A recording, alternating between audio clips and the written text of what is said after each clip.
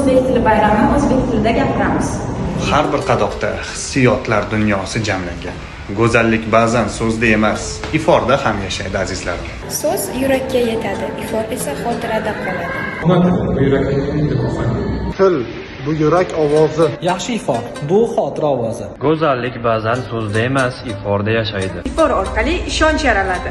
Ona tilimda gapirganimda yuragim iliqlik bilan to'ladi. Har bir mijoz bilan faqat so'z emas, tuyg'u orqali gaplashamiz. Ifor so'zlardan ko'proq gapiradi. Har bir qadoqda bir hikoya, bir his, bir hayot bor. Har bir so'z bu iforga o'xshaydi, yurakdan chiqadi. Til bu millatning nafis ifori. Har bir so'z tarix, har bir ohang tuyg'u. Bizning tilimiz go'zallik, iforlarimiz esa madaniyat. Atir bu kayfiyat, ohang va xotira. Go'zallikni so'z bilan emas, ifor bilan ifoda etamiz. Ifor bu so'zsiz she'r.